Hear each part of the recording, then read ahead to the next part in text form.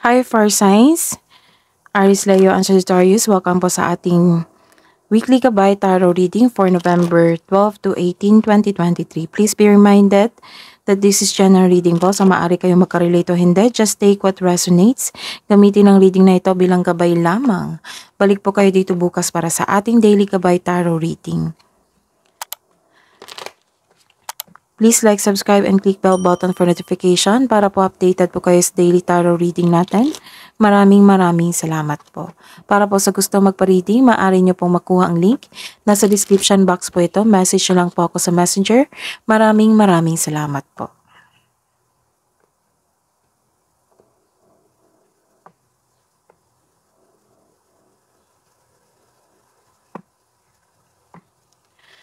Spirits guys, ano po ang ganap for this week from November 12 to 18, 2023 para po kay Aries, Leo, and Sagittarius ngayon 2023 po. Spirits guide.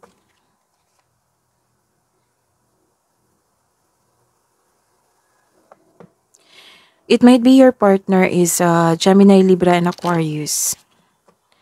Maaring wedding anniversary nyo ngayon, mansari nyo ngayon, or maaring may proposal or commitment na mangyayari sa week na ito, or may kasal na mangyayari.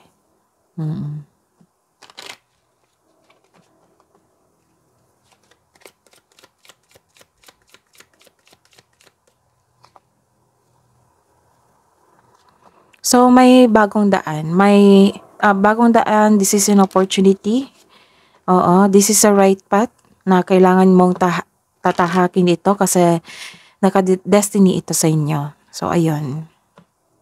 So, follow the path.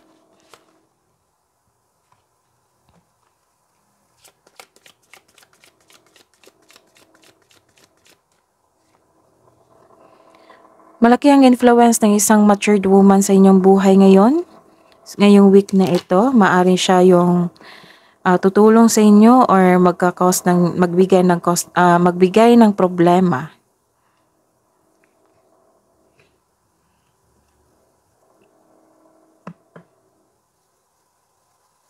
Ayusin lang natin ang camera.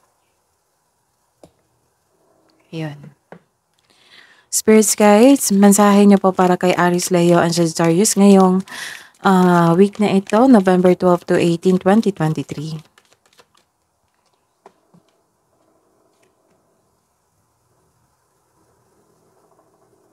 So, take an action. Take an action with passion. So, kailangan nyong tatahakin tong pathway na binigay sa inyo. This is an opportunity. Kung may opportunity na dumating, so take an action. Be courage. Spirits guys, mensahe niyo po para kay Aries, Leo, and Sagittarius ngayong week na ito. Shout out to the heavens with happiness.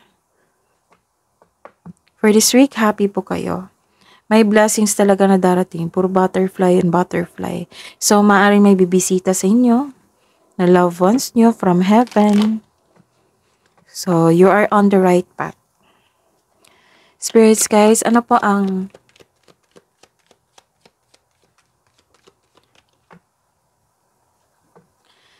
Spirits guys, ano pa ang energy ni Aries, Leo, and Sagittarius ngayong week na ito from November 12 to 18, 2023? Clarification po of this card.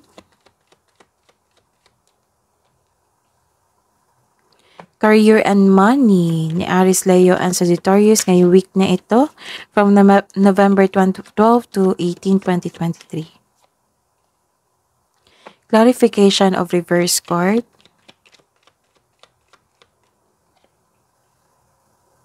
Wow. Love and romance, self-love, partnership, and romance ni Aries, Leo, and Sagittarius ngayong week na ito from November 12 to 18, 2023.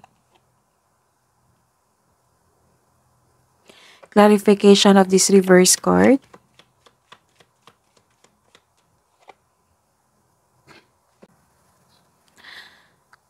Sa week na ito, makaramdam ka ng emotion na you are feeling trapped ngayon, sa week na ito. Nagkaroon ng restriction dito eh. So you are feeling stuck sa sitwasyon ngayon, nakatali ka sa isang bagay o sa isang tao, at ikaw ay nahihirapan. Ilan sa inyo nagkasakit kasi hindi ka lumaban, or nagkaroon ng stress or anxiety? Nakaramdam ka ngayon na nakakulong ka sa isang sitwasyon na hindi naayon sa inyong landas. Alam mo na dapat palayain mo na yung sarili mo, ngunit hindi ka sigurado kung paano. Humingi ka ng tulong kung sa tingin mo naiipit ka na. So this card asks you to change something para ikaw ay makawala at makahinga. So this card asks you to step forward towards to your goal. Trust yourself and be patient. Ang prosesong ito ay nangailangan ng pasensya at tiyaga. Ngunit magagawa mo ito. So kailangan mong pakawalan itong emotions na ito. You are feeling trapped, right? So you are feeling trapped. Kailangan mong ikaw lang mismo ang makawala sa emosyon na ito. So take an action. Take an action with passion. And sa week na ito, nagkaroon ng pagpasya or may taong naging honest sa inyo. Ikaw po ay isang matalino po na tao. Matapat, diretsa magsalita, maprangka, medyo seryoso. So, kayo po, some of you, respetado sa mga tao. Nagsiset kayo ng boundaries. You are well experienced. Maaring some of you ay isang ina na or nagkaroon ng isang ina, maaring ikaw ito, isang ina na, basta po may motherhood po dito, isang ina, single mom, or widow. Magaling maggawa ng desisyon dito, maaring magaling magawa ng desisyon. Kayo po ay magaling magawa ng desisyon, manindigan para sa iyong mga paniniwala. So focus on your logical at katwiran kaysa umasa sa inyong emotion. So this card asks you to use your intuition para gabayan ka kung sino o ano ang kinakatawan ng card na ito sa iyong sariling buhay. Sa buhay kaperahan at sa karera, nagkaroon dito ng burnout sa sobrang dami ng trabaho. Sa sobrang dami ng trabaho, nag-overtime na, nag-overwork na, marami kayong customer ngayon, marami kayong clients. Ayun, naging disbalance yung schedule nyo po. Nagkaroon ng disorganization, ayun. So, some of you na burnout sa week na ito kasi sa sobrang dami ng trabaho. Baka po marami kayong customer and client ngayon. So, you are feeling burnout. Gusto mo na mag-resign o iwan yung negosyo mo. Some of you are feeling uneasy about sa your career path. So, it's never too late to begin again kasi may pathway na may binigay dito si universe inyo na pathway. Nabigyan nyo ng action na maghahatid sa inyo ng happiness. Maghahatid sa iyo ng happiness po. So, kayo po ay pagod. Pagod lang po kayo, na iniisip nyo lang po yung iwan yung negosyo nyo or trabaho nyo, nasasabi nyo lang po yan kasi you are tired. Oo. Hindi, kayo po ay hindi gumagawa ng aksyon, nawalan kayo ng gana, ayun. So, don't be. Take an action yung bigay na bagong simula sa inyong buhay or pathway. At the end of the day, this is disappointment, right? So at the end of the day, nagiging happy kayo. Shout out of the heavens with happiness. So this is a clarification na magiging happy kayo sa week na ito sa outcome sa inyong trabaho. Kasi nakikita ko dito na sobrang busy nyo sa trabaho. So this is a clarity, satisfaction kasi nagkaroon ng better outcome or nagkaroon ng magandang resulta ang inyong trabaho. Opo, nagkaroon kayo ng strength kasi nawalan kayo gana dito eh. So, ito yung kabaliktaran ng card na ito. So, at the end of the day, opo, maybe this weekend na naging okay na kayo, you are back on your track. So, exciting opportunities ay parating na. So, this is the exciting opportunities na agad mo siyang bigyan ng action na mag-cause sa'yo ng happiness. Magkakaroon ng financial growth dito. Para sa mga may trabaho, makareceive kayo ng acknowledgement that you deserve. Na-acknowledge po kayo, na-recognize kayo ng boss nyo, kasamahan sa trabaho, sa bahay, o sa mga taong nasa paligid mo, maaring customer or client mo, na-discover ang inyong produkto. Opo, na-discover ang inyong good service. Ayun, in-acknowledge ka na nagkaroon ka ng magandang service sa kanila. Sa mga negosyo dyan, may mga bata kayong customer ngayon na naghahatid saya sa'yo. So, naging ka-business partner mo rin, yung family member, maaari ring tinutulungan kanya ah, sa inyong negosyo. It might be this is a family business na nagdudulot sa inyo ng happiness sa inyong buhay. Buhay pag-ibig, nagkaroon pa ng anong tawag nito?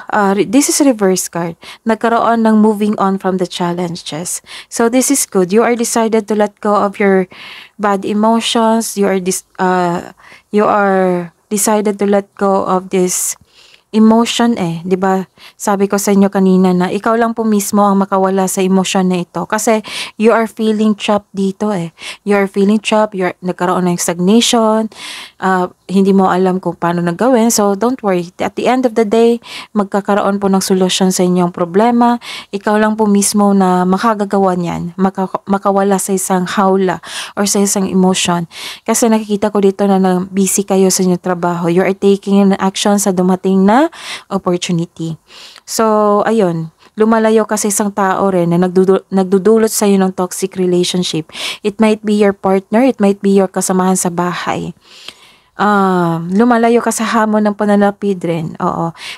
Lumalayo ka sa hamon ng pananalapi sa inyong naranasan ngayon. Ngunit may takot ka rin na bumalik sa iyong naranasan mong hirap.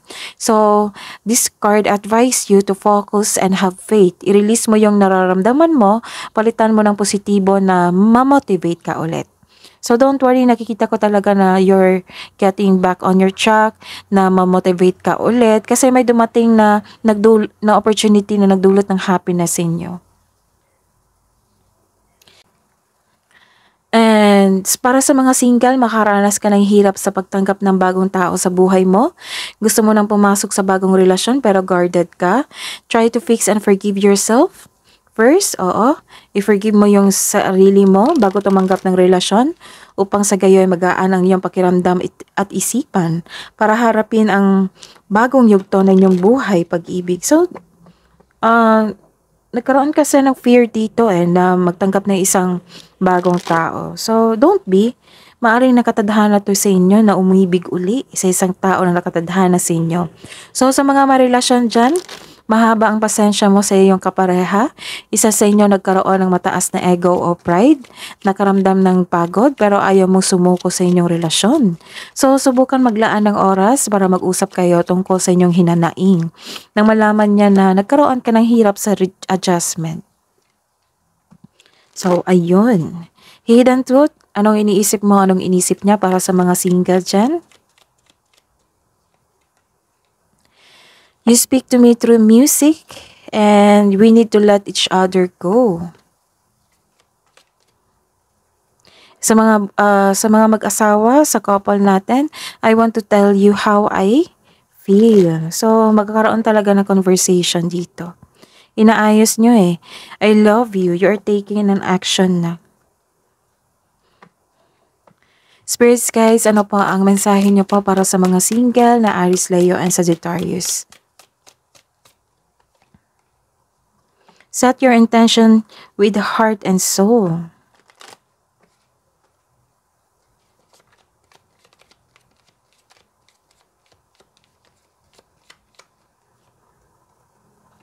And list 10 things you're thankful for. Nagkaroon ng gratitude rampage dito. So, mas marami talagang blessings kaysa problema. Maaring may connection kayo sa Gemini and Libra and Aquarius kasi parehas kayo ng karanasan or reading sa week na ito. Halos parehas po.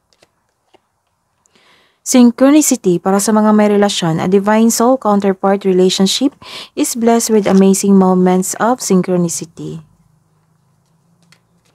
So don't worry, magkakaayos din kayo.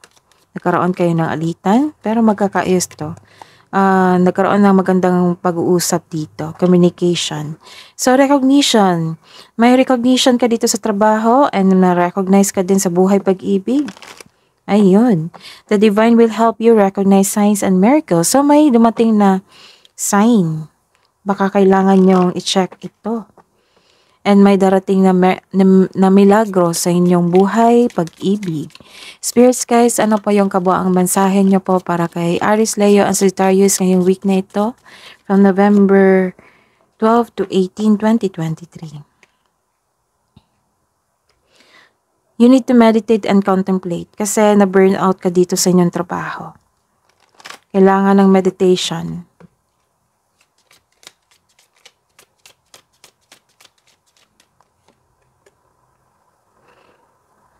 Wow. You have to be confident. May courage dito and confidence. So, confidence is your key to success. Kasi may fear dito eh. And disappointment, fear. So, kailangan mong magkaroon ng confidence, courage na para mabigyan ng aksyon yung binigay sa inyo na opportunity. Spirits guys, angels, archangels, guardian angels, message nyo po para kay Aries, Leo, and Sagittarius ngayong week na ito from November 12 to 18, 2023. Ayun. So, advice ni Archangel Jophiel, get rid of clutter. Baka kailangan nyo na magbawas ng gamit na hindi na maggamit.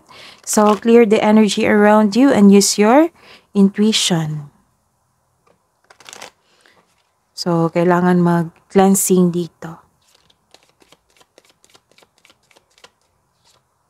And message, wow. Message from Archangel Jophiel, your dreams are blooming more rapidly than you realize. Still, they need nurturing and patience. May sabi dito na may parating po sa inyo na opportunity, success. Kailangan ng tapang eh. Kailangan ng porsigido na maging determinado kayo, magkaroon ng confidence. So, kailangan talaga ng pasensya. Kailangan ng pasensya sa mga gawain, sa pakikipagrelasyon, kasi magbubloom yung dreams mo. Malapit mo nang ma-achieve. That is your reading po, Aries, Leo, and Sagittarius, ngayong November 12 to 18, 2023. Please like, subscribe, and click bell button for notification para updated po kayo sa daily tarot reading natin. Maraming salamat po.